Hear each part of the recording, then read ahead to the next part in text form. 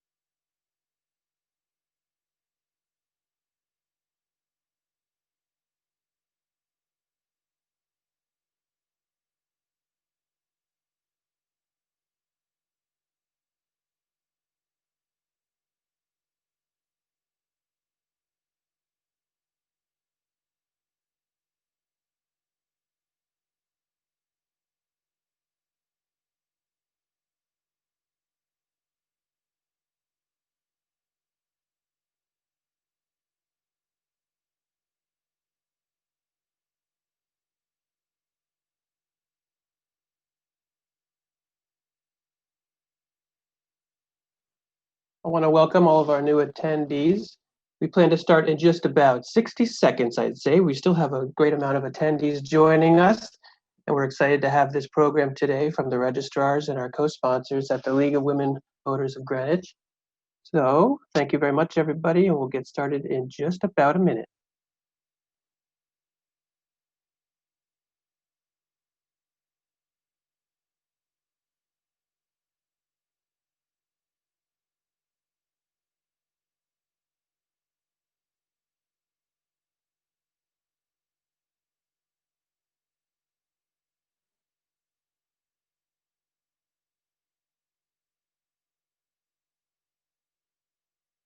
Yes, and I want to welcome everyone again, and I think we're going to begin just now. We have our panelists here and our co-sponsors, the League of Women Voters of Greenwich, and I'll turn it over to them, that is Chris, right now to begin with a nice introduction. Thank you, Chris. Good afternoon. I'm Christine Lowe with the League of Women Voters of Greenwich. Thank you for joining us today. On behalf of the League of Women Voters in Greenwich Library, I'd like to welcome you to a webinar discussion with the registrars of voters for the town of Greenwich, Fred DeCaro and Mary Hegarty. Fred DeCaro was elected to the office of Registrar of Voters in 2008, and Mary Hegarty was elected in 2018. Together, they hold responsibility for maintaining accurate voter registration records, running the polling stations on Election Day, and maintaining free and fair elections in Greenwich. Today, they will help us understand important factors which the state and our town must consider when conducting elections during the 2020 coronavirus pandemic. Today's session will consist of a 45-minute presentation by Fred and Mary, followed by a 15-minute question and answer period. Audience questions can be submitted via the Q&A link throughout the presentation. Rick Hansen from the Greenwich Library and I will pose those questions from the audience to our panelists during the Q&A. Rick will provide the details now of how to participate and how to submit questions. Thank you very much. And hi, everybody. My name is Rick Hansen. I'm your local history librarian at Greenwich Library. And please note, this webinar will be recorded and available for public view. Zoom may be new to some of you, and we're using the Zoom webinar format this afternoon rather than the typical Zoom meeting format. And this will allow us to better accommodate our great audience. So we will not see or hear you, and you will not see or hear each other. But take a moment, if you can, to explore your screen and the features of Zoom. And you will locate a Q&A section to submit questions. Just as Chris mentioned, we have reserved time at the end, at which point we will alternate reading submitted questions to our registrars. Thank you very much again to our registrars and the League of Women Voters of Greenwich. I will now turn it over to our registrars, Fred and Mary.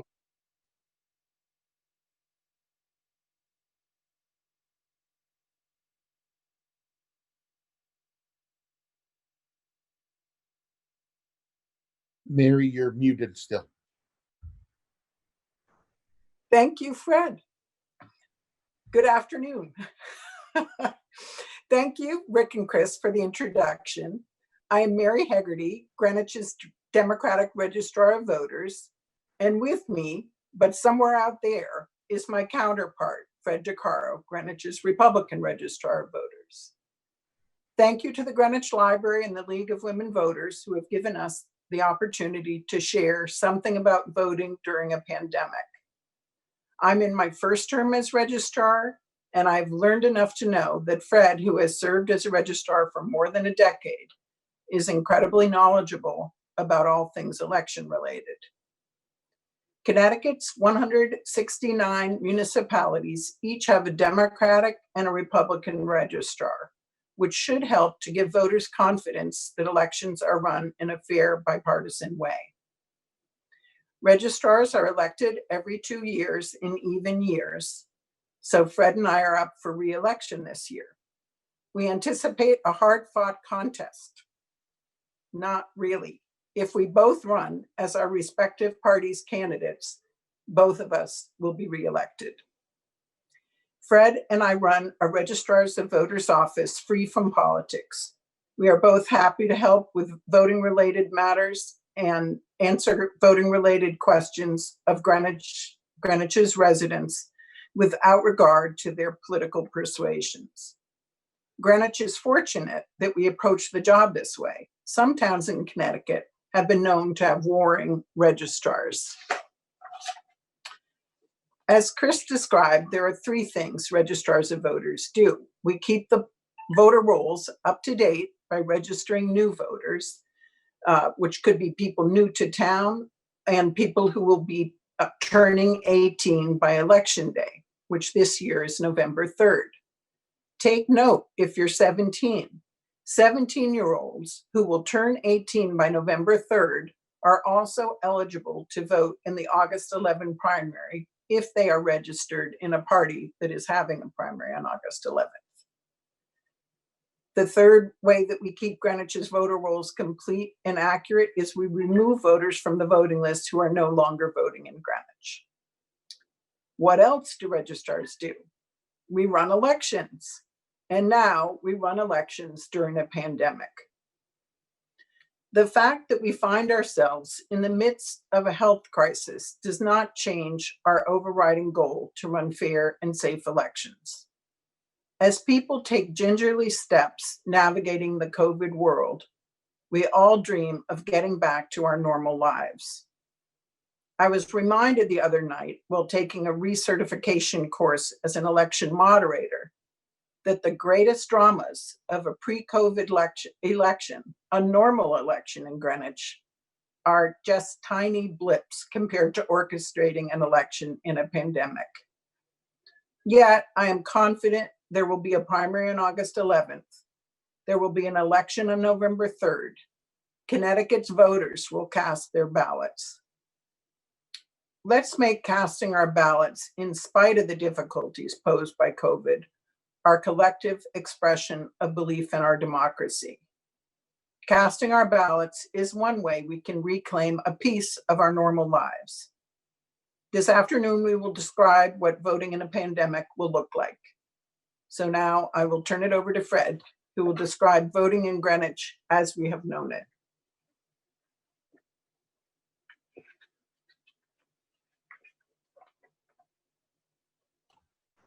Okay, thank you, Mary. So, as many of you know, Greenwich consists of 12 polling places. We have arranged it so voters always go to the same polling place, regardless of the election type. Polling places are all gyms or very large meeting rooms, which have fire code occupancies of 100 or more. This shows you where the 12 polling places are in Greenwich. And to give you an example of the kind of work that we do to plan out our polling places, we have schematics of every polling place. You could see for the vast majority of them, we use just a portion of the space. So as we move forward in the future, we believe we'll be able to continue to maintain social distancing if necessary. We also have election day registration, which is for individuals who have not registered prior to an election. This is only for elections. It is not for primaries or special elections. 1 out of 12 Greenwich residents votes by absentee ballot. Now that means that in the presidential election, we had about 4,000 absentee ballots. And before they come to us, they are all ably collected by the town clerk and her staff. And then on election day, they are passed over, and we have upwards of 20 poll workers opening and counting those absentee ballots. Over the past few years, we've really looked into what's going on with the absentee ballots, because we found that ballots routinely arrive late or they're rejected for failure to follow procedures. And it's important that we continue to educate voters about this. In 2018, we were forced to reject 39 absentee ballots because the instructions were not followed in terms of using the correct envelopes, signing, maintaining voter privacy, etc. In 2019, we had 63 ballots rejected simply because they were put in the mail by the voter too late. People need to understand that mail is no longer a one-day affair within the town. And we saw that especially in the 2020 special election, where even though it was just a portion of the town voting, we had 71 ballots rejected because they arrived late. That was a unique case because Martin Luther King Day was the day prior to the special election. So there was no mail delivery on that Monday, and of course, that's not just that there's no mail delivery, the post office wasn't working, so it shifted everything a day later. In our polling places, we usually have between 12 and 16 poll workers. They do everything from checking you in to handing you your ballots. If you've voted in Greenwich, we have notebook computers that also check you in on the computer. And of course, our tabulator tender gives you your I voted sticker. So I'll let Mary talk a little bit more about what's happened in Connecticut since March. I'm unmuted. Good. Thank you, Fred. So in Connecticut, the pandemic caused our presidential preference primary to be postponed twice. But unlike some states, Connecticut has not chosen to cancel the primary altogether. Several of the candidates who have withdrawn from the race on the Democratic side have still chosen to remain on the primary ballot in Connecticut. And the primary challenger to the Republican frontrunner also wants to remain on the ballot. Wisely, in my view, Connecticut's Secretary of the State and Governor Lamont have decided to hold the presidential preference primary on August 11th, when there already was a scheduled primary on the election calendar for state, district, and local offices on that date. A big question on voters' minds is, can I vote by absentee ballot for the August 11 primary and for the election on November 3rd? Pre-pandemic, voters in Connecticut could only vote by absentee ballot if they met one of 6 statutorily prescribed excuses. One of the excuses is the voter's illness. Connecticut's in the statute, it focuses on the voter's illness. Connecticut's state constitution language is broader. It allows for absentee voting, quote, because of sickness. So unlike Connecticut statute, the state constitution does not specify whose sickness. I'm sure legal minds in Hartford wrestled hard with the import of the statutory and the constitutional language. But key for voters who want to vote by absentee ballot, Governor Lamont issued Executive Order 7QQ on May 20th. 7QQ provides that in light of the COVID-19 virus, all eligible, and eligible in this context means the voters who are registered affiliated with the party, a party that's having a primary on August 11th. That means you're eligible to vote in the primary. So all eligible voters are allowed to vote by absentee for the August 11 primary. In that executive order, 7QQ, Governor Lamont, in effect, modified the Connecticut General Statute 9-135 to add to the 6 enumerated excuses permitting a voter to vote by absentee ballot. 7QQ states, an eligible voter may vote by absentee for the August 11, 2020 primary if he or she is unable to appear at his or her polling place during the hours of voting because of sickness of COVID-19. Echoing the language in Connecticut's Constitution, referring to sickness, not referring to who is sick. The Executive Order 7QQ goes on to say that a person shall be permitted to cast an absentee ballot if there is no federally approved and widely available vaccine for prevention of COVID-19. So bottom line, all eligible Connecticut voters can vote by absentee ballot for the August 11 primary. I'd like to give you some background on the legal authority for Governor Lamont's actions. On March 10th, Governor Lamont issued what is called a Declaration of Public Health and Civil Preparedness Emergencies. He did this as authorized by a Connecticut statute, Section 28-9, and pursuant to this Declaration of Emergencies, Governor Lamont has issued executive orders which have either suspended or modified state statutes. This is what enabled the governor to issue Executive Order 7QQ, expanding the excuses for voting by absentee ballot for the August primary.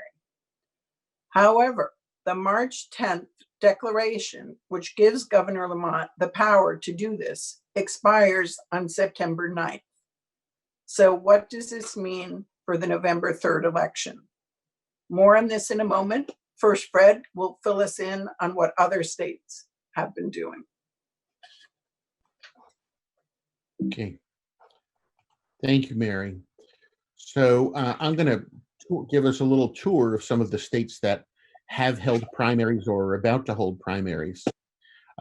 There's a lot of quotes, a lot of data in the rest of this. The presentation will be posted on the Town of Greenwich website on the Registrar of Voters page. And every quotation and every bit of data You will find a link to it in the speaker notes when you take a look at that. So I want to start with Wisconsin. So Wisconsin did not postpone their primary. Wisconsin is a state that offers no excuse absentee ballots and polling places. And they should, as the Center for American Progress stated, had a reasonably well prepared situation. What we found, however, was that there were a series of mishaps which caused problems throughout Wisconsin. So one of the first things was, if you look at these two maps that I have here, on the left-hand side are all of the polling places which were open in 2016. And on the right-hand side are all of the polling places that were open in 2020. You'll notice that in the city of Milwaukee, there were only 5 polling places open. Typically, there are 180 polling places. Part of that was because the city decided, because of the influx of absentee ballots, to close polling places. But another large part of that was a fear of poll workers to actually work at the polls, which led to so many of those closing down. In Wisconsin, they had, as I said, a no excuse absentee ballot system, but it was really stretched to the breaking point. This is an article from, I believe it's the New York Times, and 3 tubs of absentee ballots never reached voters.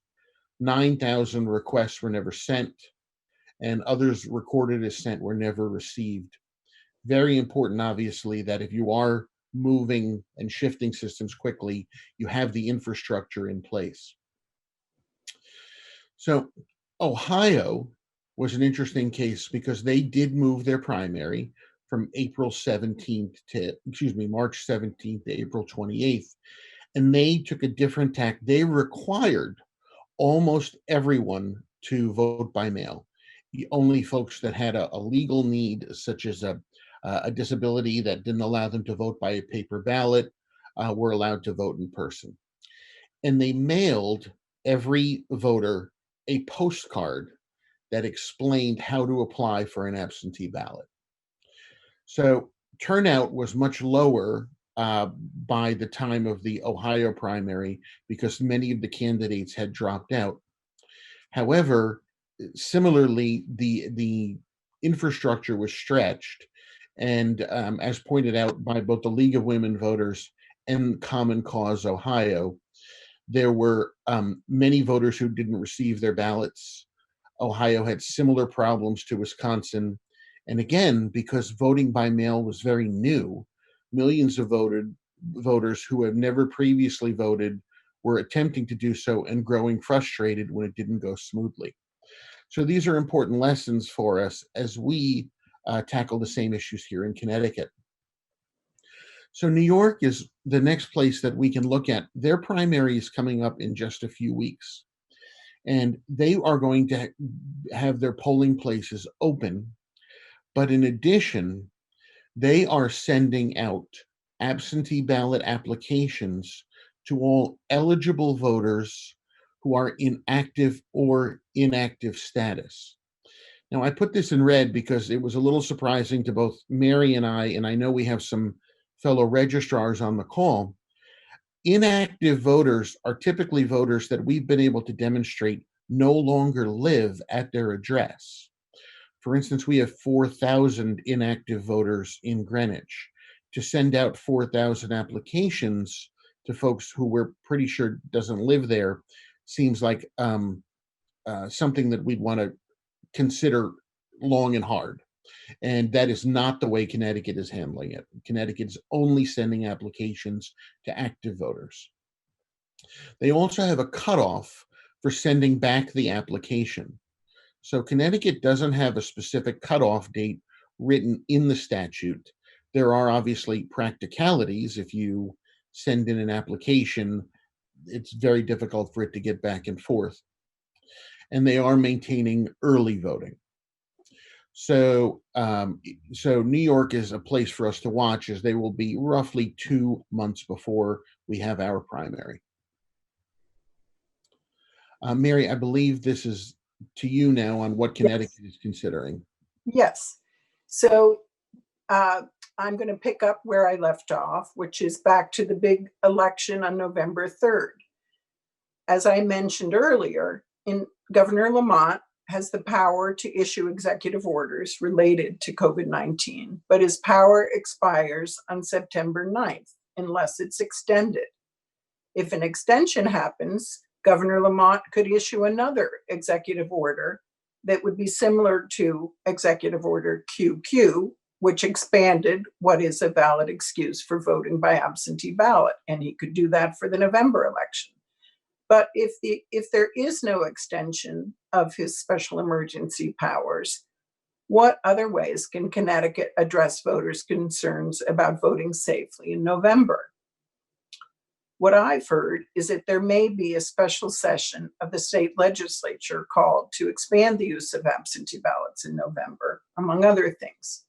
We'll need to stay tuned on this. In any event, the voting landscape in Connecticut and across the country is changing almost daily. 2 weeks ago, the rules on who could vote by absentee ballot in Connecticut were confusing at best. Now we have clarity on this issue for August. But will voters embrace these changes? My prediction is that many voters will choose to vote by absentee ballot. But others, proud of Connecticut's sobriquet, the land of steady habits, will determinedly vote at the polls. Some will be motivated by distrust of the new or distrust of the males. Others look forward to voting at their polling place despite possible perils. Importantly, federal and state law provides for accessible voting at the polls for disabled voters. So our goal as registrars in this unprecedented time is to implement changes that will make voting accessible and safe for all voters and all poll workers, whether votes are cast by absentee ballot or by voting at the polls. Fred will now discuss what municipalities need to consider in running an election during this pandemic. Sure. Well, as expected, polling places need to be laid out for social distancing. And as I mentioned earlier, we have the space in all of our polling places to accommodate that.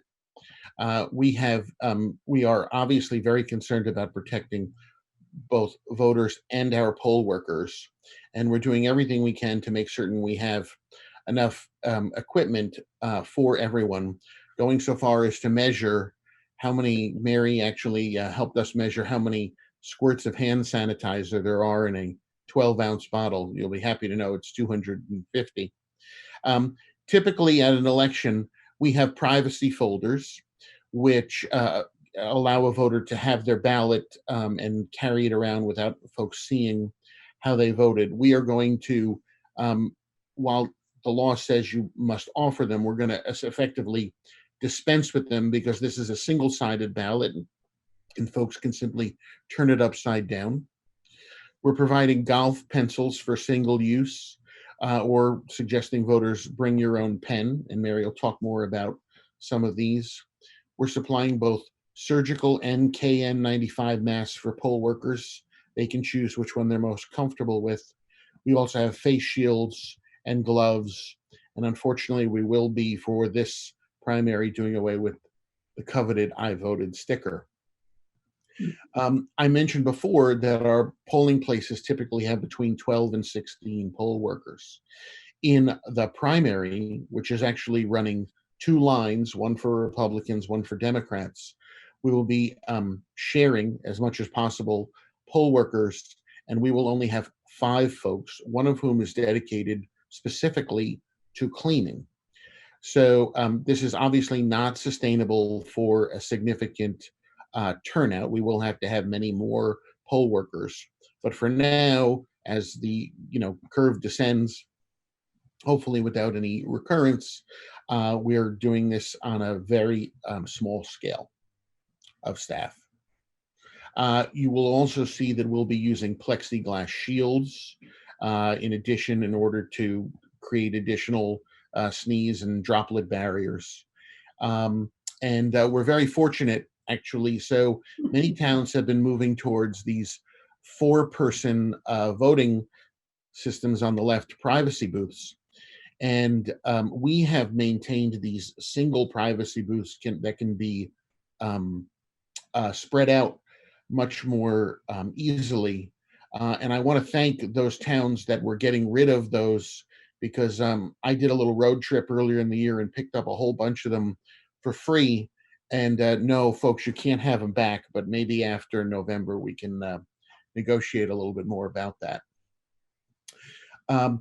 We also are looking into very unique cases, but things that have been issues for registrars in the past. For instance, what happens if a voter says they can't medically tolerate a face covering? So we've spoken to the Secretary of State recently on this, and the staff attorney there told us that you do not refuse someone for that, and that's very similar to a case that went before the State Elections Enforcement Commission, where a gentleman who brought a child into a school which was undergoing asbestos abatement was asked to vote from his car. And he wanted to vote the exact same way as everyone else. And we will need to comply with that as well. So there are, as we mentioned, going to be an enormous number of absentee ballots relative to what usually happens at an election. Obviously, for the primary, just because of the size of the turnout, there'll be fewer than the 2016 presidential election. And as I mentioned, there's no specific cutoff date for requesting an AB. We cannot open or count absentee ballots prior to 10 a.m. on election day.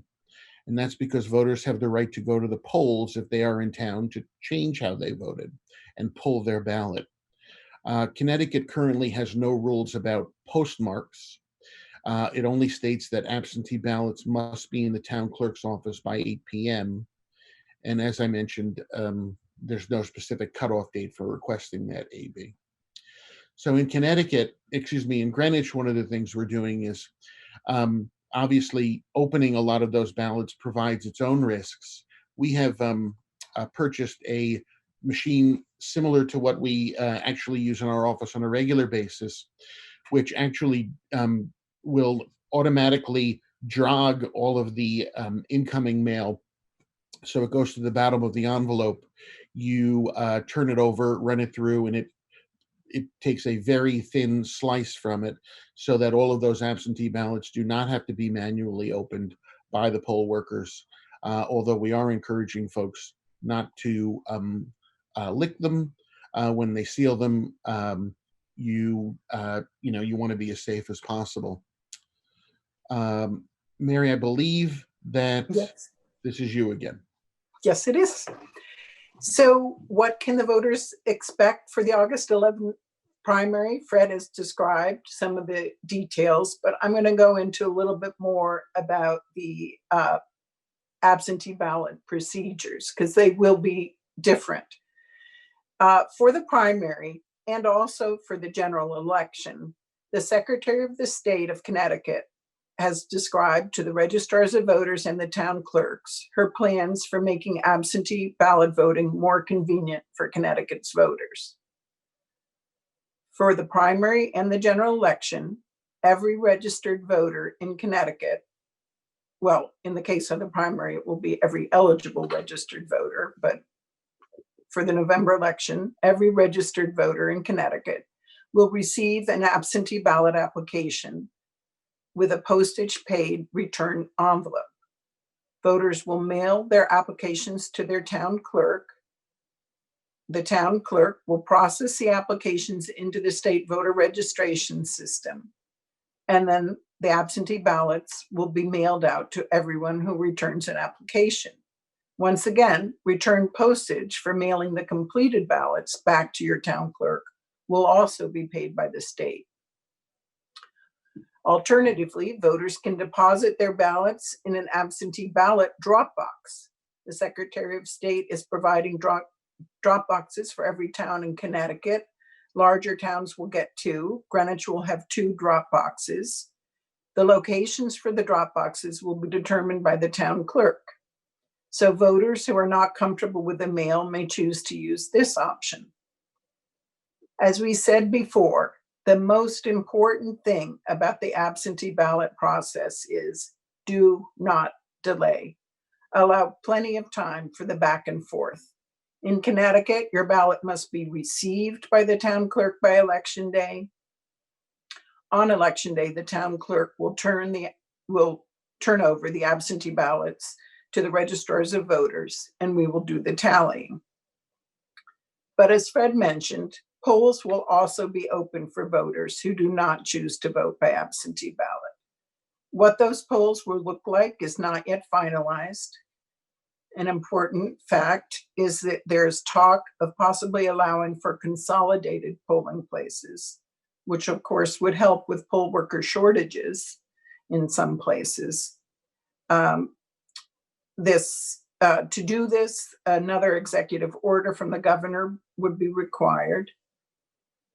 And I mentioned this is important because you need to be alert to the fact that if you do plan to vote in person, it's possible you may not be voting in your normal polling place. Fred and I are working on plans to make in-person voting as safe as possible for voters and poll workers. We're gathering the equipment that Fred described, and including supplying the mini pencil. So we will not be using shared ballot markers. Maybe this is a good thing. Some voters may remember the big excitement of the 2019 municipal election in Greenwich when ballot markers dried up. So this is really a two-way street. What can voters do to make the process safer for all? We plan to publicize that we expect voters to wear masks and gloves. We will ask voters to bring clipboards or something to write against if they choose not to use a privacy booth to fill out their ballot. We will indicate that use of privacy folders is optional. We will carefully consider the layout of all polling places to support social distancing. In fact, our layout plans they always are and will, for the primaries and election, be reviewed by the town's fire marshal. And this time around, he will be looking at social distancing as one of the issues. We will create a safe space for tallying what we expect will be a significantly increased number of absentee ballots. In some ways, we're lucky we're having a primary in August because the August primary will help us to better prepare for the November election. And now Fred will discuss where voting in Connecticut is heading in 2021 and beyond. Sure. So as the land of steady habits, Connecticut actually has the methods for voting, in particular in-person voting, written into their constitution, into our constitution. So a referendum was put before the citizens in 2014, and it was defeated 52-48. An upcoming referendum is already scheduled for 2021, which effectively is asking the same question with some changes to the language. And my guess is that with COVID on people's minds, that will probably pass. So how exactly does one transition to voting by mail? What are the pluses? What are the minuses? So opinions do differ on it. Many times folks think that there are sort of party affiliation issues related to that. However, on a nationwide basis, I've got two quotes here, one from Governor Cuomo and one from the Secretary of State in Georgia, one a Democrat, one a Republican, one with concerns about voting by mail, one who's entirely in favor of it. So, and I could just as easily have found quotes that go in the other direction. So there are numerous opinions related to this. But I will say that upon looking at the scholarship and upon looking at what has been done in other states, voting by mail can be fairly administered when it's done correctly. Now, how do you determine what exactly is correctly? Well, some of the folks who have put voting in place, or voting by home, voting at home, or voting by mail in place, actually have created an association, the National Vote at Home Association, and put together a list of best practices, etc. And they also go on to say what can you expect? What does voting by mail accomplish? And it has proven over and over that there's a significant cost savings when a state moves to all vote by mail and eliminates most of its local polling places. That's a key point. It obviously does provide protection in a situation like pandemics if the infrastructure allows, and there is a convenience for voters. What is not a feature of voting by mail, and this is a sort of a common misnomer related to it, is it does not in fact bring about higher turnout. During the first election after voting by mail is introduced, there is a blip that brings the turnout up. But when that's studied over a period of time, that's determined to be a novelty effect. And after a couple of elections, turnout is exactly where it was in most of these states from before they went to vote by mail. Now, one thing that's really key related to moving forward related to this is, as said by the former Secretary of the State from Oregon, which has had this for a while, is you cannot do this in a single election cycle. States have to create a comfort level for their voters. Election administrators have to make sure that concerns are being addressed and voters are educated. It is not something that is done until there's a critical mass of folks who are used to voting by mail. So the Vote at Home Association has shown the various steps that are necessary in order to move to that. Connecticut, you'll see here, is still at step one. Okay, so there are many things that need to happen before we can move to a safe and effective vote by mail implementation. They also rank these issues on a star basis. So Connecticut is ranked with 1 star, and we do not yet have no excuse absentee ballots. We do have pretty good data integrity, but we have none of the information and infrastructure necessary to verify signatures, to allow voters to cure errors with their ballots, or to track ballots. And tracking ballots is really key, because once that ballot leaves the town clerk's office or a service bureau, if they help to mail it out, voters want to know it's been sent. They want to know when it's scheduled to arrive, and they want comfort that when they put it back, it has been received. So actually a leading proponent of vote by mail, MIT professor Charles Stewart, who's a real expert in the field, when he studied it in 2008, he said that the number of lost votes may have been as large as 7.6 million, approximately 1 in 5 individuals who attempted to vote by mail. Now that's 2008. So there's been things like intelligent barcodes that have been introduced since then, but all of these things need to be implemented in the individual state in order for us to get to a safe and effective system. Again, these are the gold standards as set forth by the Vote at Home Association. Right now, Connecticut only has one of those standards that we meet. And one of the other key pieces related to this is, besides the security aspects of it, which certainly we're asked about, is the voter experience has to be such that they're not, as what happened in Ohio, where everybody was required to vote by mail, has to be something that it doesn't lead to additional confusion. So what that means is that if you do have folks who, like we have right now, without these provisions, do have errors in returning their ballot. There should be a cure process during which they can come in, they're notified, that can be fixed. The ability to accept ballots that are postmarked on election day. Right now, they have to be received by election day.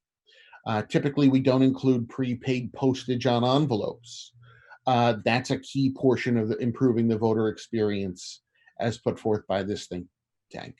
And you need to have many robust ballot return alternatives. The drop box that's mentioned, but also drive-through locations, ability for folks to go in what used to be polling places to drop these things off, etc. Building comfort with that process is absolutely key.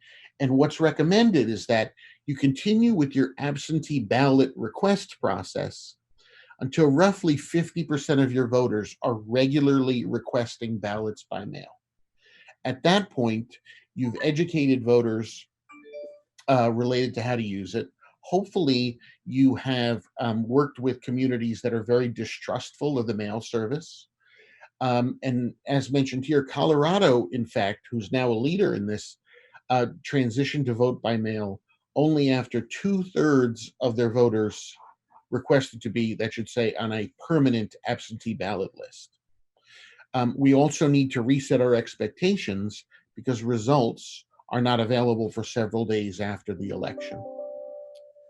So, coming with this, okay, is a new term and something which has not yet been standardized across the United States, and that is ballot harvesting.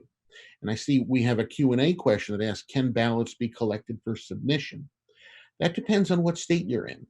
So in California, any person can go, and parties are now doing this as part of their own strategies, and they are picking up and collecting groups of ballots. That is illegal in other states. In North Carolina, individuals were prosecuted related to that last year. In Connecticut, it is also against the law. However, Arizona has a law similar to Connecticut. It has been challenged, and it is expected this entire concept is going to be going before the Supreme Court. Here in Connecticut, we had a situation in Bridgeport that Senator Marilyn Moore won the in-person vote against Joe Ganim in a primary last year for mayor of Bridgeport. However, she lost on the absentee ballots. And as indicated in this article, her campaign wrote letters to every voter that received an absentee ballot. Many of these letters were returned undeliverable, and yet these voters were checked off as having voted by absentee. And finally, one of the oddest situations that I've seen in terms of this is the state of Hawaii actually puts on their website the date when people can expect their ballot to be put in their mailbox. So this is something that I think we need to think long and hard about, because if there are bad actors who are interested in creating any sort of fraudulent situation, letting them know what day the ballot is to arrive in a mailbox is definitely something we should consider long and hard before implementing. Finally, this is Nevada this year. So Nevada chose to mail absentee ballots, not applications, but actually ballots, to both active and inactive voters. So as a result, these are pictures taken from outside apartment complexes where all of these folks who no longer live there and may not have lived there for up to 4 years, based on how long one stays on the inactive list, their ballots were left and discarded by their current occupants of the location. Certainly something we want to be very careful about as we implement here in Connecticut, who you mail to, and make sure our lists are clean. So I do want to say, Mary said to me, Fred, I know you've said about a lot of risks involved, but I do want to reiterate that I do believe that the process can be fairly administered, but it is not something to be rushed into. There are best practices that we need to follow, and we can really learn from what other states have done related to this. So Mary and I also wanted to touch very quickly on the other side of the coin, which is not what you do when you get your ballot, but what do you want to do in the midst of a virus situation if in fact you want to get on the ballot, you want to be elected. So this has really been an interesting situation because we have members of the parties who are need to be nominated by their parties. And so what the parties are doing is they're having, just as we're doing today, Zoom conventions or using other tools. You can see that a virtual set of virtual conventions were held by the Connecticut Democrats, same thing by the Republicans, and the Republicans actually, you can actually see the conventions. They were streamed on YouTube. But what do you do if you're not a member of a major party and you're trying to get something on the ballot by petition, either yourself or an issue? So you still need to collect signatures. Now, the governor has reduced the number of signatures by 30%. So it used to be if you needed 5% of the members of your party to primary, you now need 3.5. If you want to seek direct access to the general ballot as a petition candidate, you used to need 1% of all votes cast. Now that's been reduced to 0.7%. In addition, for the first time, electronic signatures are allowed on petitions, but they're only allowed in a situation where it's one signature per petition. So if you are invited to sign a petition electronically, I put down here a couple of samples. You are not allowed to type your name in a signature looking font. That does not count. You actually have to try and use your mouse, okay, in order to make a facsimile of your signature. And then only one signature per petition. Those would be collected from the candidate. In addition, there are typically requirements on the back side of the petition that have to be signed and then either notarized or brought before the town clerk, stating the authenticity of the signatures. Given that there's only one per sheet during this process, that has been dispensed with.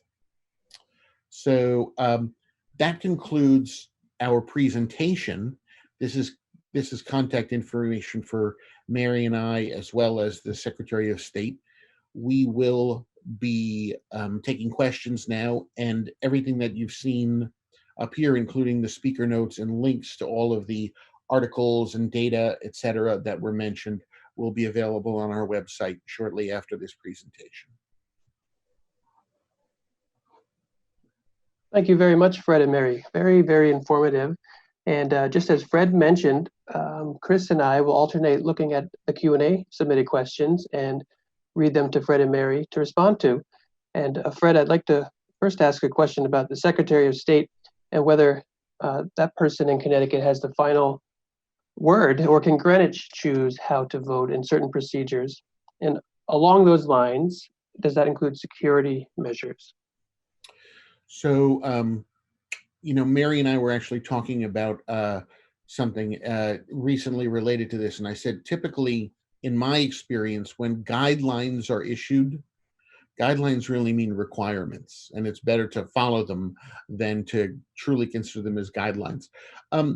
The Secretary of State does have quite expansive powers in terms of saying what we need to do, but it doesn't go so far as to the specific safety procedures, et cetera, within our polling places. But there are minimum standards in terms of the number of poll workers that you can have, how many privacy booths per the number of eligible voters, things like that. And in this, for this, the upcoming primary and general election, the Secretary of State has asked registrars of every town in the state to supply the Secretary of State with their Safe Polls plan, which includes a number of elements. So everything is being, in effect, consolidated at the Secretary of State level, but I do feel the responsibility for running a safe election definitely still rests with the registrars.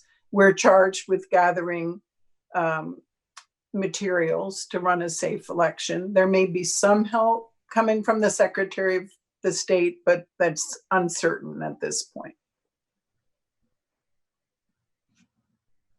Okay. Could you talk a little bit about the the timing for absentee ballots for both the primary and also for the general election? When should you expect to submit an application for an absentee ballot? When should that come to you? When should you expect to mail it in? That whole sort of timing of that process, again, for both the primary and the general election. Mary, I'll let you go ahead. Okay. So we have heard that the Secretary of the State, who, as I described, will be sending a absentee ballot application to all voters in Connecticut. We have heard that those applications could be sent quite soon, in the month of June, I think. But things have changed or are changing daily, so I wouldn't rely on that. My strong advice, once again, is to respond to that application for absentee ballot promptly. There's no reason to delay. Although the ballots themselves will not be prepared until closer to the election day, the application itself it will go to the town clerk's office. They will enter into the system that you asked for a ballot, and then as soon as the ballots are available, you will be sent that ballot. And then once again, respond immediately, fill out your ballot, and send it in as soon as possible. I would just add to that, because I see it's another one of the questions. You can submit your request for November now as well. So you obviously won't get the ballot until about 25 days before the November election. But anybody who knows they're going to be out of town, or any of the reasons for that, again, at this point, we don't know that COVID is a legitimate reason, but for the remainder of the reasons, if you already have one of those, you could submit your ballot application now. Fred and Mary, could you please talk about, excuse me, the mail-in applications, and should they always be sent through the USPS? Is there ever going to be something about fax, email? Will it always be a physical form? So in the end, a wet signature is always required.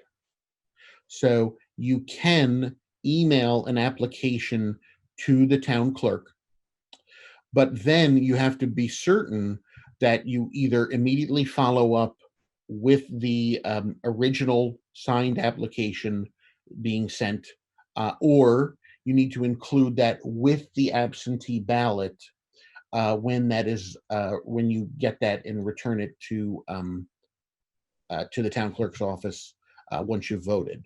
So at this point, a signature is always required.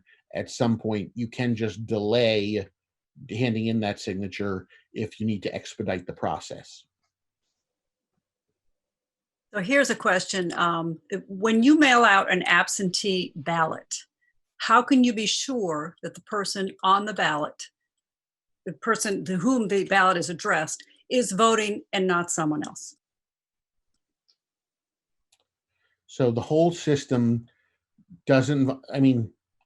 everything in our system involves a certain level of trust and the power of the affidavit that is involved throughout this. So when you complete your absentee ballot application, and when you sign and seal your absentee ballot, there are affidavits on this saying that you are submitting this, you are the person who's listed on it, and you understand that you may be subject to penalties of perjury and a fine and possible imprisonment.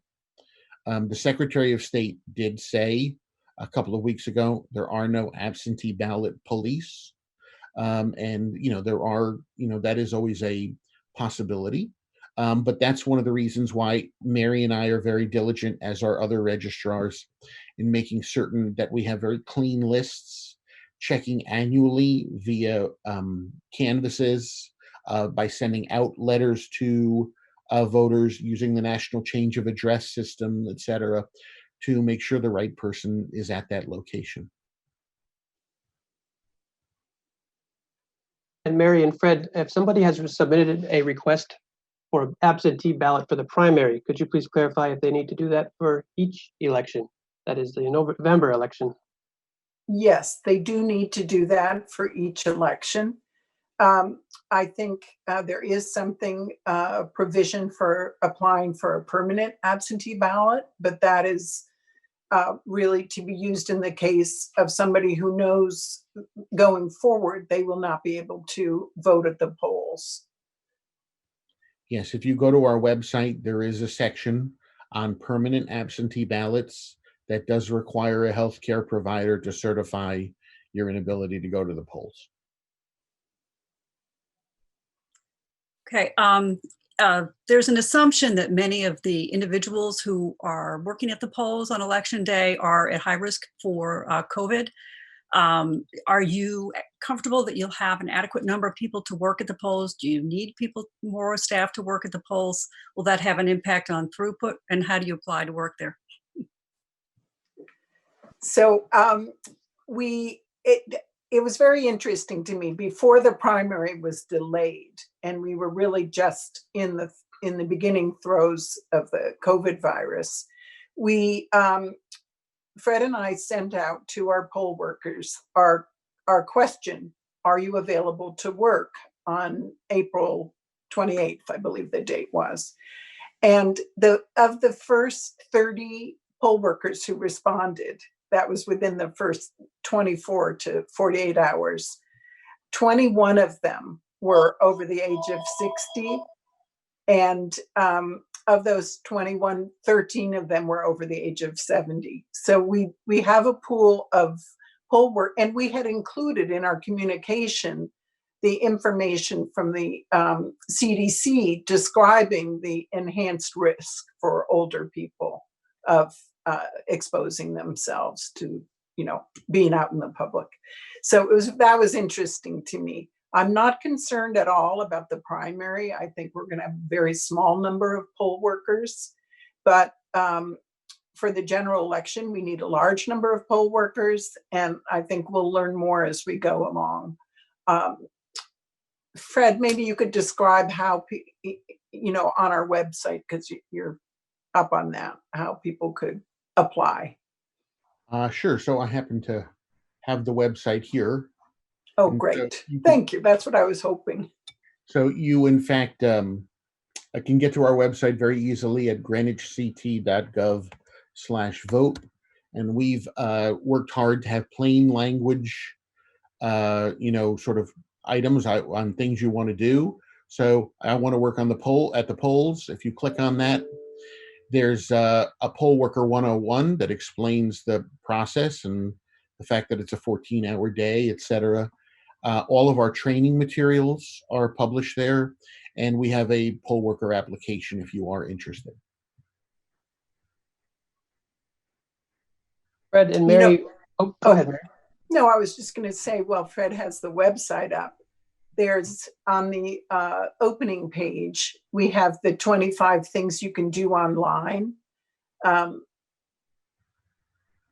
which I think was a great addition to our website. And it was created by Fred for the, fact that town hall would not be open, but really almost anything a resident wants to do related to voting can be done online. Except actually voting. That is true. Not yet. That is in the future. Yeah. Can voters who receive absentee ballots expect any part of that ballot to be filled out in advance? For instance, somebody submitted a question saying that in New York State, the temporary illness section was already checked. So I think that they're referring to the absentee ballot application. And to our knowledge, there's nothing that will be pre-filled, but the coronavirus / COVID-19 will have been added to the applications that are being sent out to the Secretary of State as an available excuse on those forms that everybody will be receiving in June.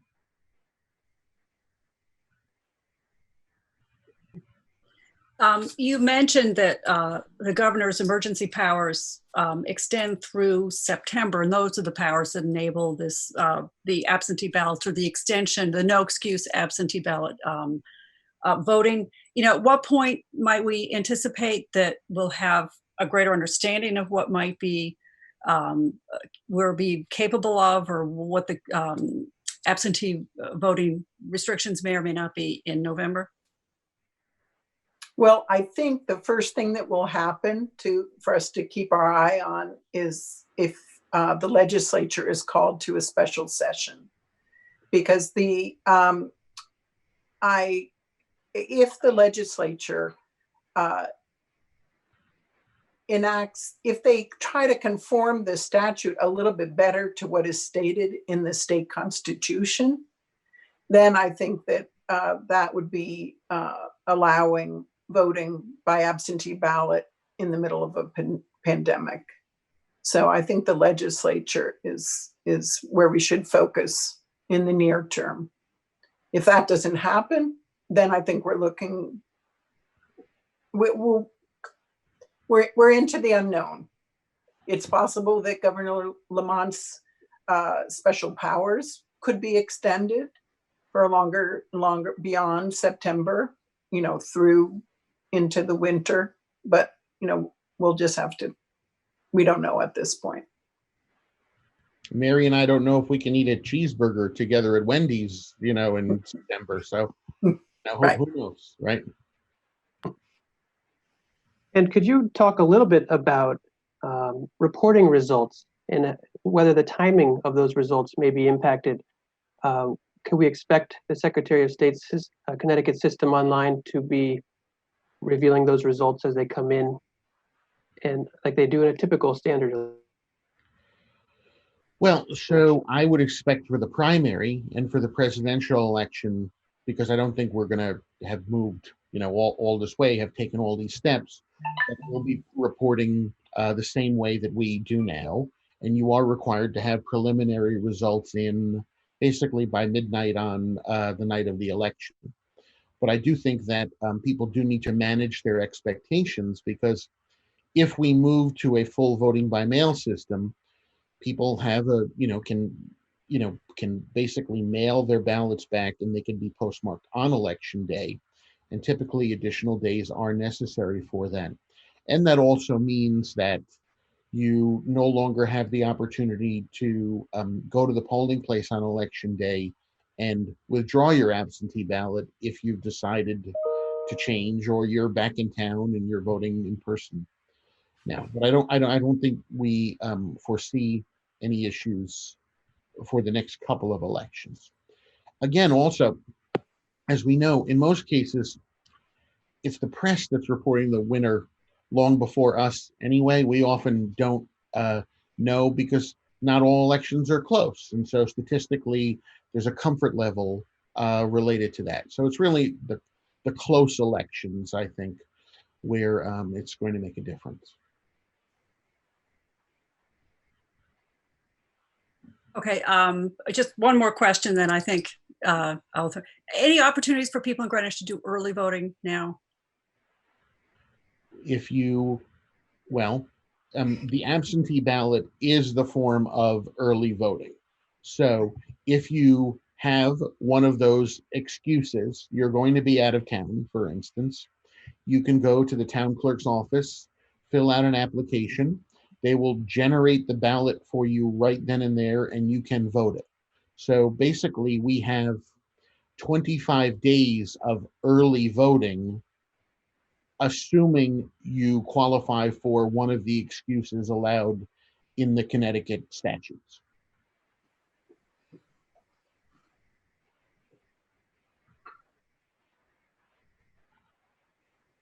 And then I think we have a lot of great questions that came in, but the last question we'll have here before we'll sign off is asking about changing party affiliation as we near the primary in order to vote in the primary, and how might that be accomplished?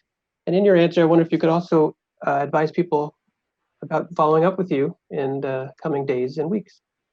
Sure. So I will throw a couple of plugs out there. The first is I see the question online, and the question specifically relates to an unaffiliated voter. And that's important because if you are changing between parties, for instance, if you are a Democrat and you want to vote in the Republican primary or vice versa, those party privileges require 3 months to be exchanged. So unless you already changed by May 11th, you cannot switch parties and vote in the primary. For an unaffiliated voter, however, they can choose up to the day before the election to choose a party. And they can do that by sending in a new voter registration card, or visiting us in our office, or they can do that online. So if you go to our website and you go to I want to become a voter, for instance, you will see there a link to online registration, register to vote online. That same process for registering online, okay, will also allow you to change. Let me click these off real quickly. That'll also allow you to change your party. It'll allow you to change your address. Okay, change your address or change your name right online. Okay, so and again, I just want to point out that on our website, you can also, there's tools related to checking to see, are you already registered to vote? You can double check what primary you're in. We'll show you your polling place and a map of where it is relative to where you live. So we've got a lot of great information. And also, if you do vote by absentee ballot, it will display the status of, has your application been received? Has the ballot been issued by the town clerk? And has the ballot been received back by the town clerk? Those 3 statuses are available as we get closer to an election, again, using the same voter information lookup.